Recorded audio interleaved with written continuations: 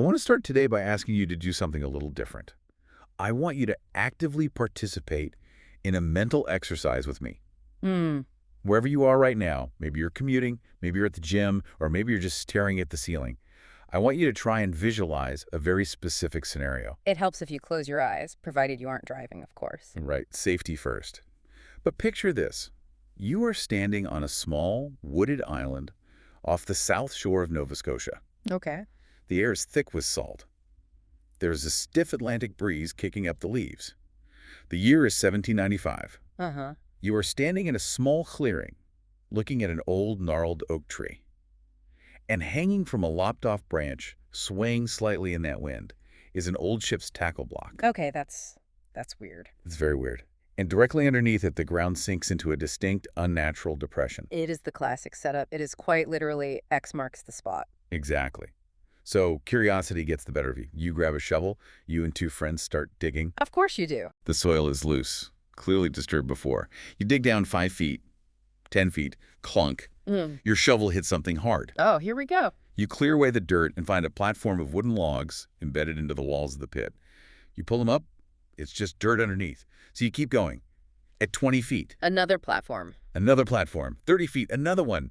This pattern just keeps going deeper and deeper into the dark. And that is the hook. That is the precise moment where simple curiosity transforms into a dangerous obsession. You just have to know what's at the bottom. So you keep digging. At 90 feet, you find a stone with strange symbols carved into it. A code. A code. You go home, exhausted but thrilled. You come back the next morning ready to reach the bottom, and the pit is filled with water. Oh, no! 60 feet is seawater. You bail it out with buckets. It refills just as fast. You build a pump. It breaks into the strain. You dig a new hole right next to it. Let me guess, that one floods too. That one floods too. And this is the question we have to ask you, the listener, right now. At what point do you stop digging? Yeah. Think about it. Is it when the water first floods in? Is it when you run out of your own money? Is it when you've spent your neighbor's money? Is it when the first person dies in the hole? Or do you keep going? For 200 years, 200 years. spending millions upon millions of dollars, bringing in heavy industrial machinery, destroying the very landscape you fell in love with, all for a hole that might just be empty. That is the story of the Oak Island Money Pit. But what we are doing today is not just retelling the campfire story. No, not at all. We are looking at this as a 200-year case study in human obsession, engineering failure, and, just bizarre geological anomalies. We are going to unpack this whole mystery. Yeah. But we aren't just relying on the folklore and the TV shows. We have a serious stack of documents here today. A big stack. We've got engineering design projects from McGill University that treat the pit like a massive civil engineering crisis.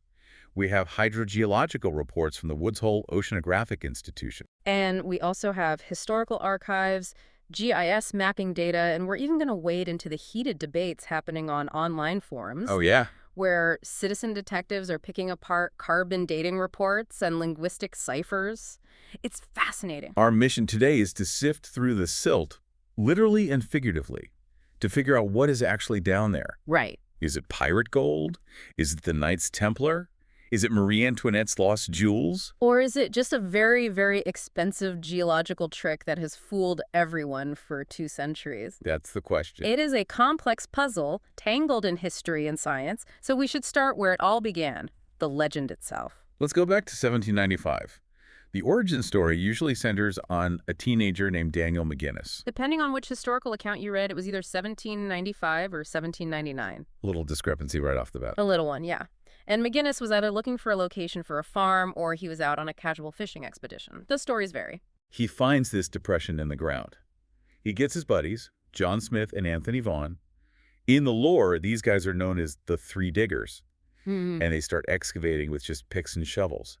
Now, the key detail here, the thing that convinces everyone this isn't just a natural sinkhole right off the bat, is the platforms. The log platforms. This is the structural evidence that implies design. It's not just a hole, it's a construction. Right. They claim that at every 10-foot interval, 10 feet, 20 feet, 30 feet, they hit a distinct layer of logs. And not just any logs, oak logs. Oak logs, specifically, that were fitted into the sides of the shaft. And they also mentioned seeing tool marks or pick scrapes on the hard clay walls of the shaft. Okay. Here is where it gets really interesting and where we have to apply our first layer of scrutiny. Cool. When you read the modern retellings, these platforms are presented as absolute fact, concrete evidence. Of course, yeah. It's the core of the story. But most of what we know about this early discovery period, the logs, the tackle block, the tool marks, comes from accounts that were written down much, much later. How much later are we talking? Well, the first printed account didn't appear until 1857 in the Liverpool transcript. 1857, wait a minute. That is decades after the digging supposedly started, so we are relying on hearsay that had 60 years to ferment and evolve before it was ever committed to print. That's a game of telephone spanning 2 generations. It absolutely is. By the time it's written down, a few logs could easily become elaborate platforms at precise 10-foot intervals. The story gets better with each telling. Precisely. However, the story was compelling enough to attract real investment. By the early 1800s, you have the Onslow Company and the Truro Company involved. So this is serious now. These weren't just kids with shovels anymore. These were organized syndicates with actual money behind them. No, this is where it starts getting deeper. They get down past 80 feet, and they start finding things that seem wildly out of place for a Canadian island. Like what? Charcoal, putty, and coconut fiber. Ah, the coconut fiber. This is a massive detail. We will circle back to a rigorous scientific analysis of that later, but for the narrative at the time, this served as proof that the pit was engineered. Because there are no coconuts in Nova Scotia. Not a single one. So why would you find coconut fiber there in the 1800s unless it was brought there by ships from the Caribbean? It suggested a connection to the Spanish Main, to pirates, to long-distance travel. It expands the whole world of possibilities, and then the holy grail of the early dig, the 90-foot stone. The famous inscribed stone. This is the moment the mystery shifts from buried stuff to buried code. So the story goes, at roughly 90 feet, they pull up this flat stone slab. And on the face of it, there are these strange carvings, not English, not French, just symbols. And this stone is the linchpin of the treasure theory. Because if there is a stone with a code, there must be a message. There's intent. There is intent. You don't accidentally drop a coded stone into a hole. Somebody put it there for a reason. And the popular translation, the one everyone knows, the one that ends up in every book about Oak Island is, 40 feet below, 2 million pounds are buried. Which is an incredibly convenient thing for a buried stone to say if you are trying to raise money from investors. You're saying it's a little too on the nose. I'm saying we need to look at the chain of evidence. The stone itself, it disappeared. It's gone. We don't have it. We can't just go look at it. It has been lost to history. We have eyewitness accounts from the time that very wildly, some people who saw the stone said it had no symbols at all. Really? None. Others said it looked like it had been scratched by a blunt instrument, not carefully carved. I read one account that said a bookbinder in Halifax used it to beat leather. Is that true? That is one of the leading theories on its fate.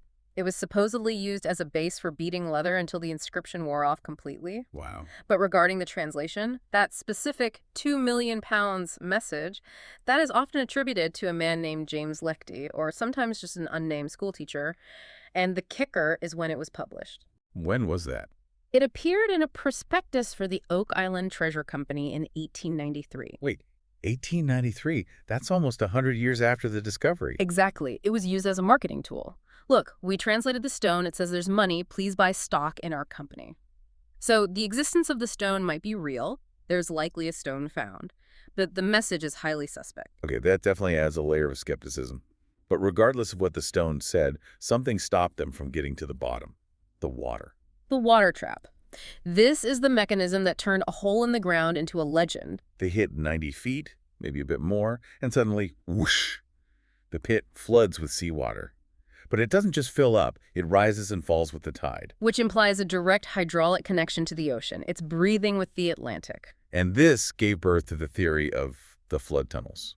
The idea is that the people who buried the treasure, whoever they were, built an elaborate booby trap. A really elaborate one. They dug tunnels from the ocean, specifically from Smith's Cove about 500 feet away, leading into the pit.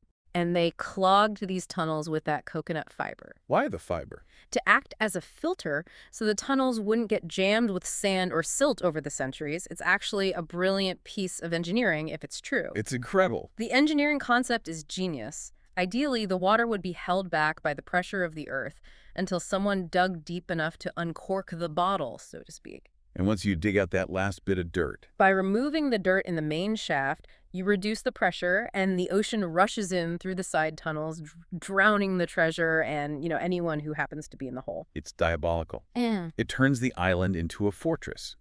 It suggests that whoever built this wasn't just hiding something, they were protecting it with lethal force. And this is what sets the stage for the next phase of the search. Right. And this brings us to the next phase, because once the water showed up, the shovels weren't enough. Yeah. Enter the industrial assault. This covers the period roughly from 1861 through the 1960s. The romance of the treasure hunt fades, and it becomes a brute force engineering war. It's no longer three guys with shovels. No, it's man versus nature, and nature starts fighting back hard. And the casualties start mounting. Mm. In 1861, the Oak Island Association is digging. They've got steam pumps now, trying to outpace the water, but things go wrong. Catastrophically wrong. They had reached about 98 feet, and suddenly the bottom fell out. Literally. What do you mean, fell out? A platform collapsed, or the ground beneath it gave way, and they believe the treasure or whatever was sitting on that platform tumbled down into a massive void. Some say as much as 30 or 40 feet deeper. So now the treasure's even deeper. And harder to locate. It's lost in a watery cavern. And that same year, 1861, a boiler for one of the steam pumps exploded. Oh, wow. It killed a man. The first death. The first of the legendary 7 must die before the treasure is found. That legend, that curse, it hangs over the island to this day. It's wild to think about the caliber of people drawn to this. I mean, we have to talk about FDR. Franklin Delano Roosevelt. Before the New Deal, before World War II. Before he was president, back in 1909, he was part of the Old Gold Salvage Group.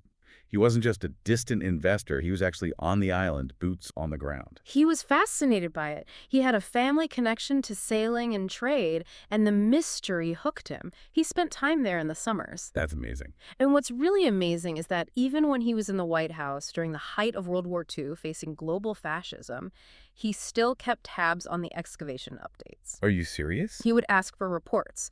It shows that this mystery cuts across all social lines. It captures the imagination of farmers and presidents alike. But even a future president couldn't solve it. Fast forward to the 1960s, and we meet Robert Dunfield. Now, this guy, he didn't bring a shovel, he brought a 70-ton crane. Robert Dunfield represents the scorched earth approach to treasure hunting. He was a geologist, but his method was pure destruction. What did he do? He was tired of the small shafts, the cribbing, and the constant flooding. So he brought in this massive clamshell crane. He actually had to build a causeway from the mainland just to get it onto the island. He built a road to the island for his crane. Yes. And he dug a hole 100 feet wide and 140 feet deep. That is a crater. That's not a pit. He essentially obliterated the original money pit area. If there were specific markers, original shaft walls, or any kind of archaeological context, Dunfield scooped it up and dumped it on the side. Did he find anything? He found some porcelain dishware and some timber, but no gold. And in doing so, he made it nearly impossible for future researchers to know where the original hole actually was. He erased the crime scene. He erased the crime scene to find the body. It's an archaeological tragedy, really. And tragically, right around this time in 1965, we have the Restall incident. This is the moment that really stripped away any remaining sense of fun for a long time. Yes. Robert Restall, his son, and 2 other men, they were working on a shaft near the beach trying to intercept one of the supposed flood tunnels. What happened? Restall succumbed to hydrogen sulfide fumes, swamp gas essentially, which can knock you out in seconds.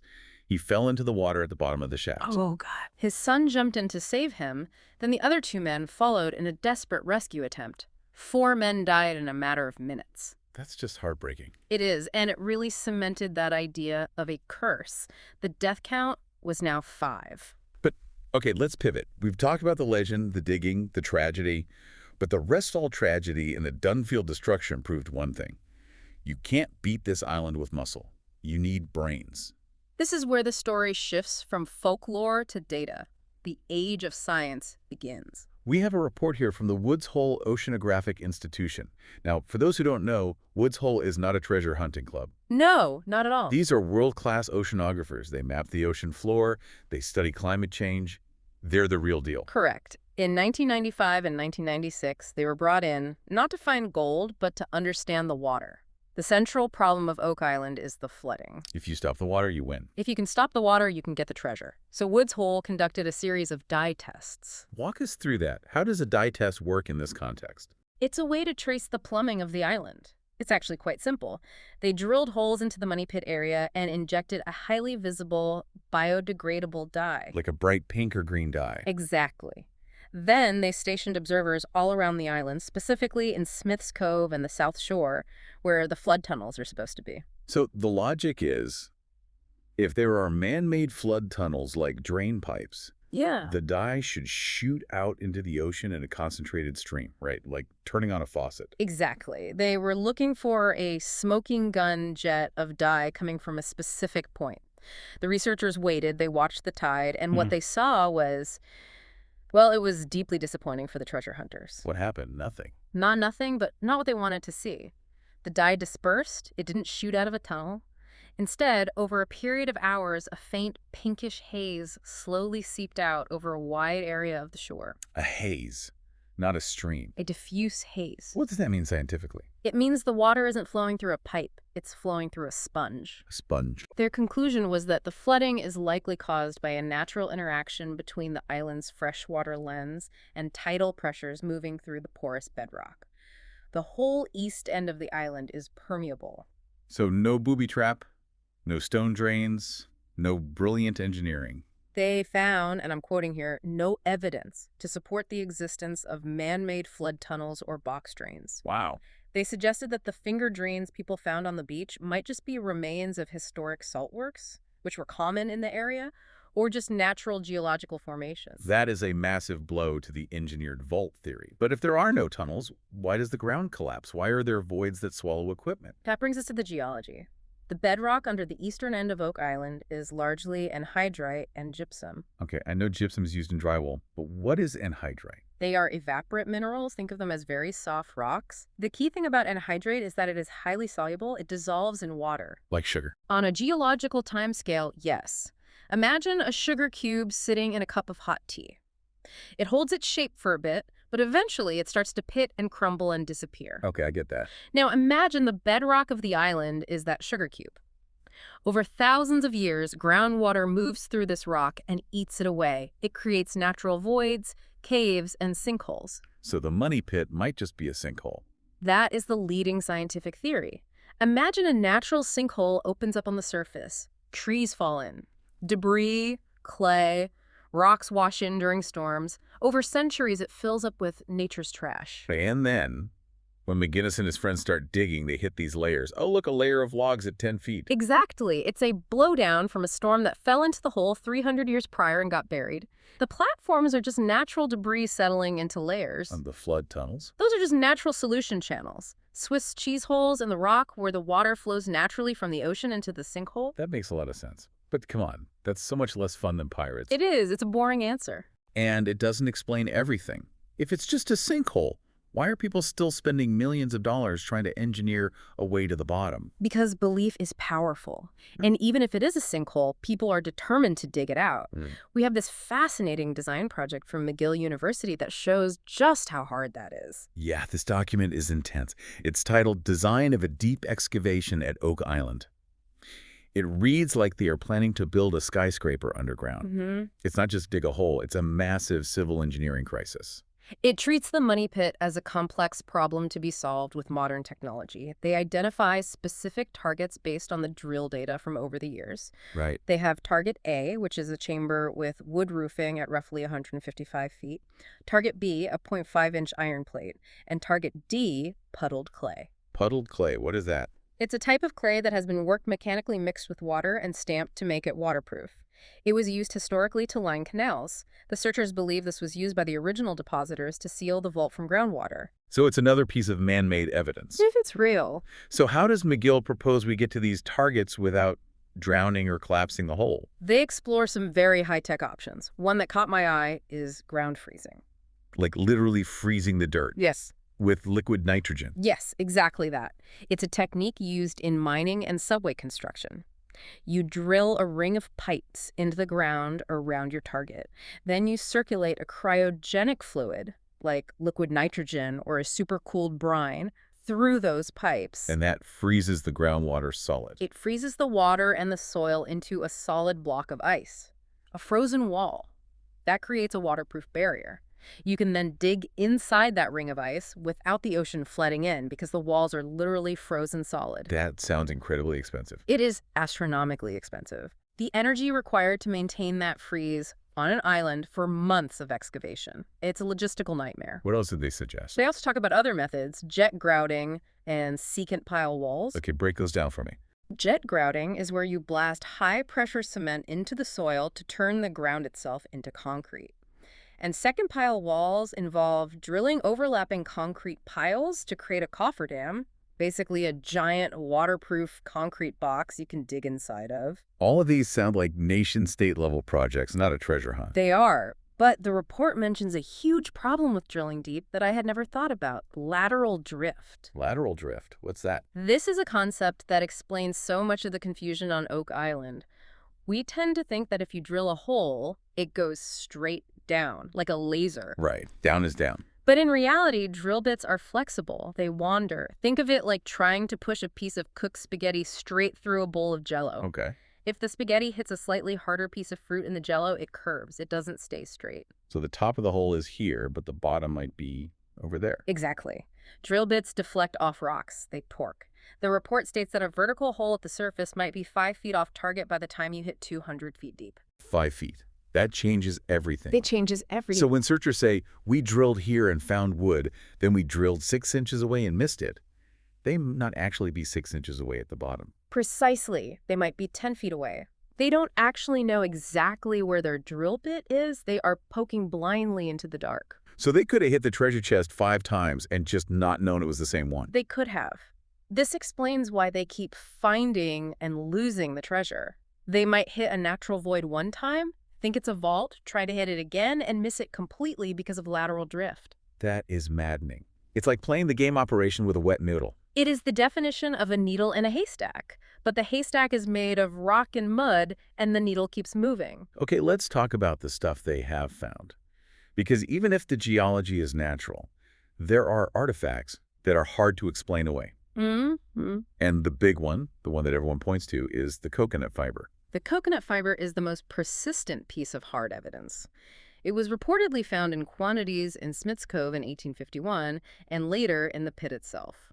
And the argument is straightforward. Coconuts don't grow in Canada. Correct. So it implies human transport. And there is a radiocarbon dating report, which we have in our sources, from a lab called Beta Analytic. And what did it say? It dates a sample of this fiber to between 1200 AD and 1400 AD. 1200 AD. That's way before Columbus, that suggests. Vikings, Templars, ancient mariners. Well, hold on. We need to scrutinize that source. We have a Reddit discussion thread here that does a great job of deconstructing this. The users point out some serious problems. Such as? The sample sent for dating in 1994 had been in storage for decades. Ah, chain of custody issues. Huge ones. Was it contaminated? Was it kept in a box with other old organic material? We don't know. Furthermore, the report that is often cited is described as a preliminary notice, not the full scientific breakdown with all the controls and potential error margins. So it's not as solid as it sounds. It's shaky, but let's play devil's advocate. Even if the date is right, 1400 AD. How does coconut fiber get to Nova Scotia? Okay, yeah. How? There are two main theories that don't involve treasure. Theory 1, humans brought it, but not for a vault. Coconut fiber was commonly used as dunnage packing material on ships. Like bubble wrap for the 1400s. Exactly. It cushioned cargo. So a ship pulls into the bay, unloads some cargo, sweeps out the hold. The old, rotting packing material gets dumped overboard and washes into the cove. It gets buried in the sand over time. Okay, that's plausible. It explains the fiber without requiring a treasure haul. What's theory 2? Theory 2, nature. Coconuts float. They are designed by nature to travel the ocean and colonize new islands. Right. They travel the Gulf Stream, which is a massive ocean current that runs from the Caribbean right up the east coast of North America and past Nova Scotia. So they just drifted there. It is entirely possible that fibers drifted north on the currents and got deposited naturally in the sinkhole or on the beach over hundreds of years. So it could just be ancient ocean trash. Essentially, yes. Finding ocean debris on an island in the Atlantic isn't necessarily proof of a treasury. What about the rocks? We have this report from Resource Data about GIS analysis. They looked at the anchors. Right. There are these large stones found on the island that people call the anchors. Erin King, a GIS specialist, analyzed their positions using LiDAR and mapping software. And she thinks they aren't nautical anchors. She suggests they are survey markers or ground control points. When she mapped them out, they seemed to align geometrically. This is the Nolan's cross theory, right? Yeah. That the boulders form a giant cross shape spanning the island. Yes. The GIS analysis suggests that these stones might have been placed deliberately to create a geometric layout. What does that imply? If you believe this, it supports the theory of a sophisticated group like the Masons or Templars, who use geometry and surveying in their construction. It argues against the pirate theory. How so? Pirates dig a hole and leave. Masons survey the land, they leave markers, they build for eternity. It suggests a plan. It definitely adds a layer of intrigue. It suggests a plan. But let's get back to the stone with the code for a second. We talked about the 2 million pounds translation. But there are other theories about what those symbols mean, right? Oh, there are many. Some linguists have looked at the copies of the symbols. Again, we don't have the original stone, only copies of what people remember seeing. Which is a huge caveat. Massive one. They suggested it's a simple substitution cipher. But there was a theory by a man named Barry Fell, a Harvard professor. What was his take? He was a bit controversial, but he believed they were Coptic runes. And his translation was very different. What did his translation say? It wasn't a treasure map. He translated it as a religious warning, something along the lines of, "The people will perish in misery if they forget the Lord and yield to temptation." Wow. That's a bit darker than 2 million pounds. Just a bit. So it could be a map to riches or a warning of damnation. But again, we are analyzing copies of memories of a stone that was used to beat leather. It is very, very shaky ground. So let's look at the suspects. If we assume for a moment that this is man-made, that the geology is wrong and the legend is right, who did it?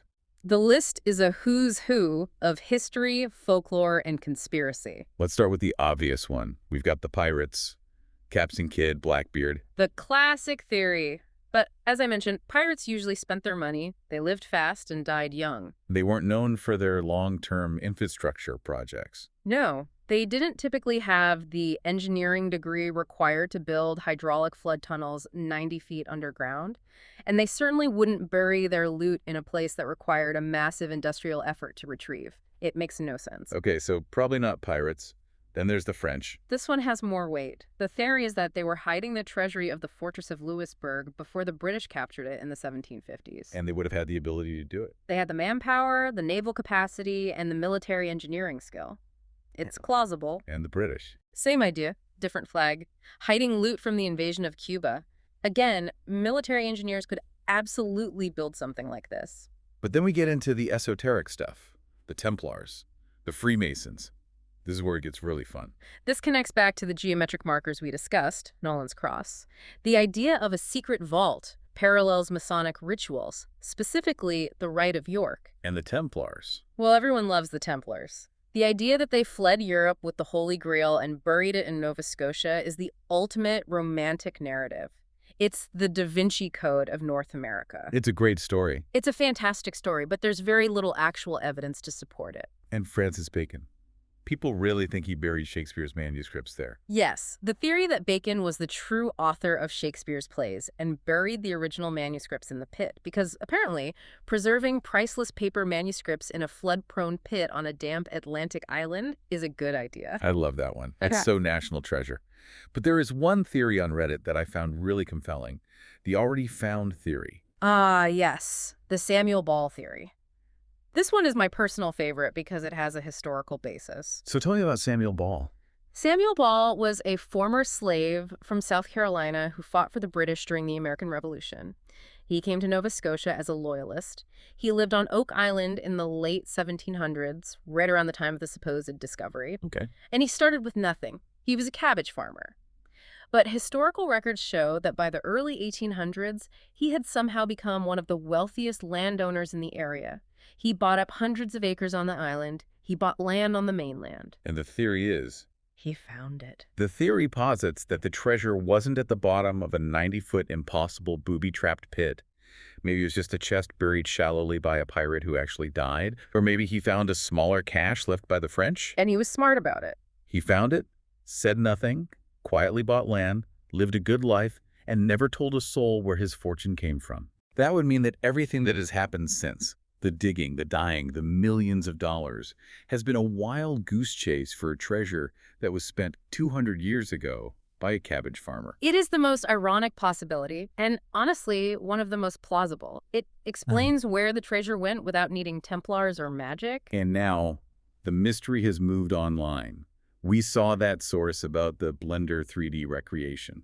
This is fascinating sociologically. People are using 3D modeling software like Blender to rebuild the pit digitally. What's the point of that? They are feeding in all the historical drill data, the survey maps, the historical accounts, and trying to solve the engineering puzzle in a simulation. They're trying to figure out where the tunnels and vaults could be based on all the conflicting information. It's like a video game.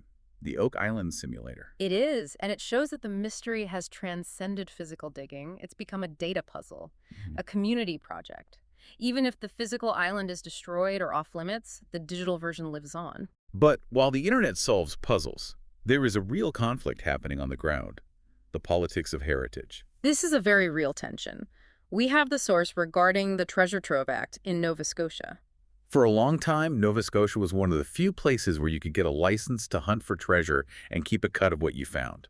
Right. It was a treasure hunter's paradise, legally speaking.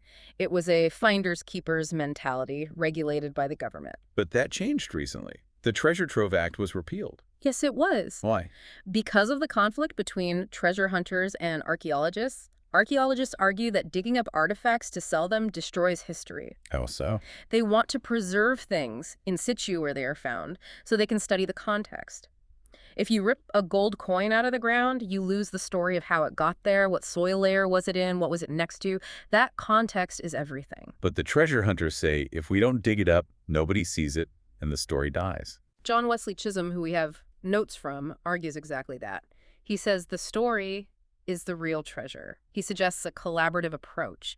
He believes that banning treasure hunting kills the public's engagement with history. So he thinks there's a middle ground. A middle ground where searchers can search, but science is respected, and archaeologists are part of the process. Currently, there's the Oak Island Treasure Act. The Legina brothers from the TV show can still dig. Yes, they were grandfathered in under a special license, but with strict rules. It's a 90-10 split.